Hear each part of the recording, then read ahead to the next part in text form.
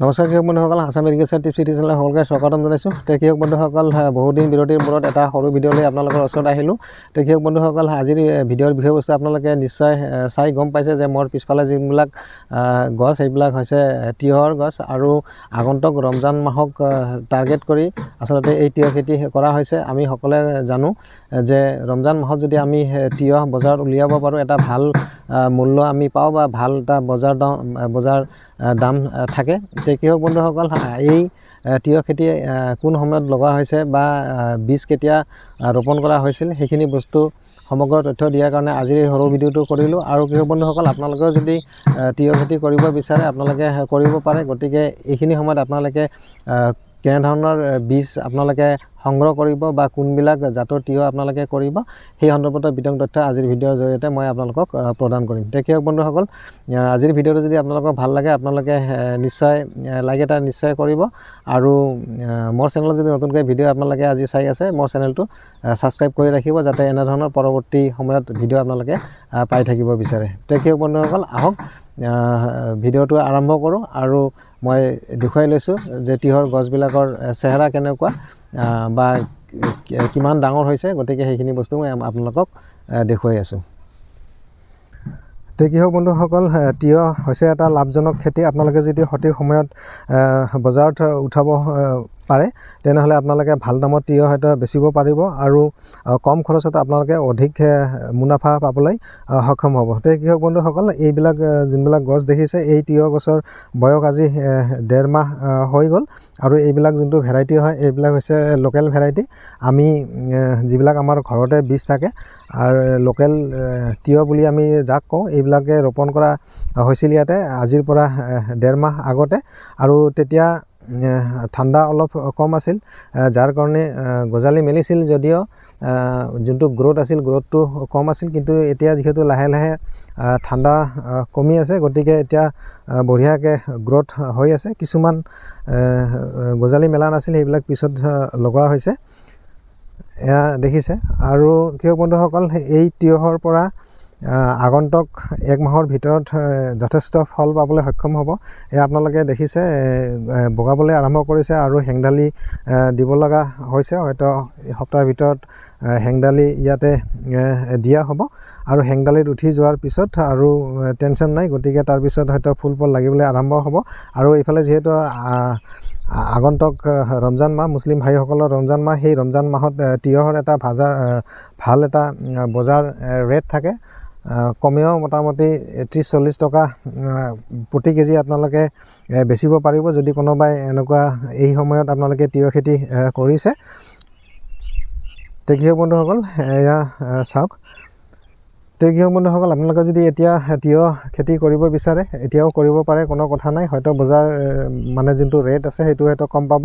আৰু কিছুমান আপোনালোকে হাইব্ৰিড জাতৰ তিয়ঁহ খেতি কৰিব পাৰে, যোনবিলাক কি হ'ব সৰুৰ পৰাই ফল লাগিবলৈ আৰম্ভ কৰিব আৰু আপোনালোকে কম সময়ত আপোনালোকে 45 বা 50 ডেজৰ ভিতৰত আপোনালোকে ফলন পাবলৈ সক্ষম হ'ব বা আপোনালোকে বেচিবলৈ সক্ষম হ'ব। কৃষক বন্ধুসকল, এই তিয়ঁহ যোনটো জাত হাইব্ৰিড জাত যদি আপোনালোকে এতিয়া কৰিব বিচাৰে আপোনালোকে চেমিনিজ কোম্পানীৰ মালিনী কৰিব পাৰে। আৰু ময়ো লগাইছোঁ, গতিকে এয়া দেখুৱাইছে। এইবিলাক গছত আৰু 15-20 দিন পিছতে ফল লাগিবলৈ আৰম্ভ হৈ যাব। আৰু আগন্তুক যোনটো ৰমজান মাহ সেই ৰমজান মাহত বেচিবলৈ সক্ষম হ'ব। এয়া দেখিছে।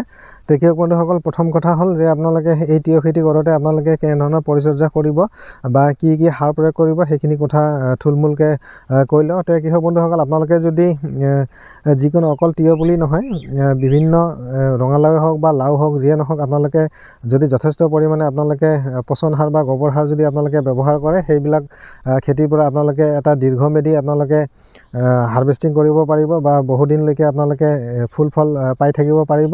গতিকে আপোনালোকে সদায় জৈৱ সাৰ অলপ বেছিকৈ দিয়াৰ ব্যৱস্থা কৰিব যিকোনো খেতিত। আৰু তিয়ঁহৰ ক্ষেত্ৰত ঠিক তেনেকুৱাই। তিয়ঁহটো তেনেকুৱা যিহেতু লতাজাতীয় এটা উদ্ভিদ হয়, গতিকে ইয়াত গোবৰ সাৰ বা পচন সাৰ এইবিলাক গছে বহুত পচন্দ কৰে। আৰু যিমান মানে যদি আপোনালোকে দীৰ্ঘদিনলৈকে আপোনালোকে ফলন পাব বিচাৰে আপোনালোকে সদায় গোবৰ সাৰ বা পচন সাৰ আপোনালোকে বেছিকৈ ব্যৱহাৰ কৰিব। তে কৃষক বন্ধুসকল, প্ৰথম কথা হ'ল যে আপোনালোকে পচন সাৰ বা গোবৰ সাৰ আপোনালোকে ব্যৱহাৰ কৰক, আৰু তাৰ লগতে আপোনালোকে ৰাসায়নিক পদ্ধতিত যদি কৰে আপোনালোকে 10-26-26 বা DAP আপোনালোকে ব্যৱহাৰ কৰিব পাৰে।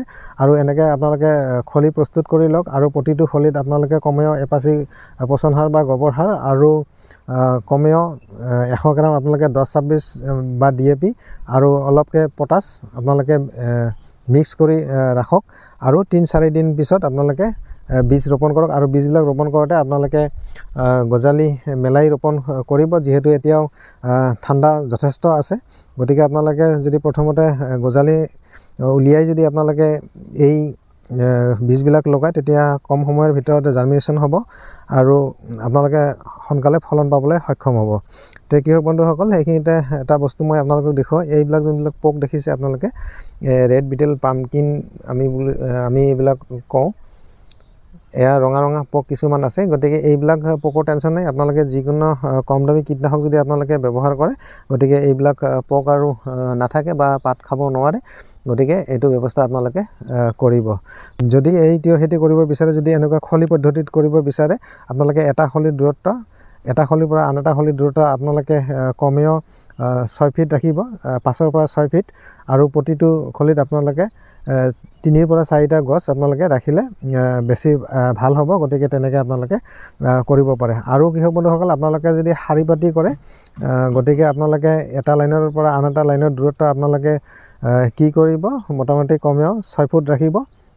আৰু মাজত এনেকুৱা ড্ৰেইন ৰাখিব যাতে পানী চানী দিয়াৰ কাৰণে সুবিধা হয়। গতিকে এনেকুৱা পদ্ধতিত আপোনালোকে কৰিব পাৰে। আৰু যদি আপোনালোকে হাইব্ৰিড জাতৰ তিয়ঁহ খেতি কৰে গতিকে একেবাৰে সৰু গছৰ পৰাই আপোনালোকৰ ফল লাগিব। যেনেকুৱা দেখিছে এইটো যিহেতু দেশী জাত হয়, গতিকে ইয়াতে এতিয়াও ফল অহা নাই বা ফুল অহা নাই।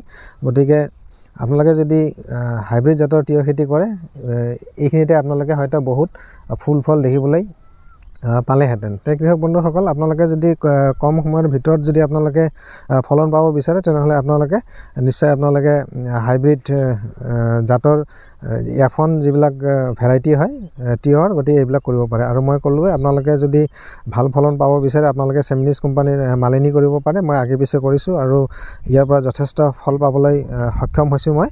গতিকে সেইটো প্ৰেক্টিকেল কথা। গতিকে তেনেকৈ আপোনালোকে খেতি আৰম্ভ কৰিব পাৰে। এতিয়াও সময় আছে, যথেষ্ট সময় আছে তিয়ঁহ খেতি কৰাৰ কাৰণে, যিহেতু তিয়ঁহটো হৈছে এটা গ্ৰীষ্মকালীন খেতি। গতিকে আপোনালোকে আৰামছে কৰিব পাৰে। তে কৃষক বন্ধু, এইখিনিতে মই কৈ থওঁ যে তিয়ঁহৰ যদি প্ৰতি কেজি আপোনালোকে 30 পৰা 40 টকা পায়, এইটো একেবাৰে ক'বলৈ গ'লে মেক্সিমাম এটা ৰেট, বজাৰ ৰেট। আৰু যোনটো ৰেট আপোনালোকে আগন্তুক ৰমজান মাহত পাব, যদি কোনোবাই আগতীয়াকৈ তিয়ঁহ খেতি কৰিছে বা তিয়ঁহ লগাইছে। আৰু মই এই যোনখন বাৰী দেখাইছোঁ সেইখন ঠিক তেনেকুৱা সময়তে বজাৰত ওলাব আৰু ভাল এটা ৰেট পাবলৈ সক্ষম হ'ব। প্ৰতিটো খলিত গোবৰ সাৰ অলপ বেছিকৈ দিয়া আছে, ৰাসায়নিক সাৰ দিয়া আছে যদিও কমকৈ দিয়া আছে। আৰু এই গোবৰ, মই ক'লোৱে যে গোবৰ সাৰ বা পচন সাৰ আপোনালোকে যদি বেছিকৈ দিয়ে সেই গছবিলাকৰ পৰা আপোনালোকে দীৰ্ঘম্যাদী হিচাপে আপোনালোকে ফলন লাভ কৰিবলৈ সক্ষম হ'ব। আৰু এখন বাৰী দেখাইছোঁ কৃষক বন্ধুসকল, এইখন এখন বাৰী, ইয়াৰ গছবিলাক এতিয়াও সৰু আছে। মোটামুটি 15-20 দিনমান পিছত লগোৱা হৈছিল এইবিলাকৰ চেহেৰা বেয়া নহয়, ধুনীয়া আছে আৰু তেনেকুৱা বেমাৰ আজাৰ লগা নাই। গতিকে এয়া চাওক, দুখন বাৰী, এইখন হৈছে সৰু গছ। এইবিলাক এয়া দেখিছে প্ৰায় আধা বিঘা মাটিত ইয়াতে আছে। আৰু এইখিনি যোনখিনি আছে ইয়াতে প্ৰায় আধা বিঘাৰ অলপ কম হ'ব। তে কৃষক বন্ধুসকল, থুলমূলকৈ এই তিয়ঁহ খেতিৰ ওপৰত এটা সৰুকৈ ভিডিঅ' প্ৰস্তুত কৰি আপোনালোকলৈ আগবঢ়ালোঁ। যদি ভিডিঅ'টো আপোনালোকক ভাল লাগে আপোনালোকে নিশ্চয় কমেণ্ট কৰিব। আৰু কৃষক বন্ধুসকল, পৰৱৰ্তী সময়ত আপোনালোকে ফুল ফল অধিক পোৱাৰ কাৰণে কি স্প্ৰে কৰিব বা কি কীটনাশক ব্যৱহাৰ কৰিব সেই সন্দৰ্ভত মই পৰৱৰ্তী ভিডিঅ' লৈ আহিম, মোটামুটি সপ্তাহ 10 দিন পিছত। গতিকে আপোনালোকে যদি সেই সমগ্ৰ বিষয়ে জানিব বিচাৰে আপোনালোকে চেনেলটো ছাবস্ক্ৰাইব কৰি ৰাখক, যাতে মোৰ পৰৱৰ্তী ভিডিঅ'বিলাক আপোনালোকে পাই থাকিব পাৰে।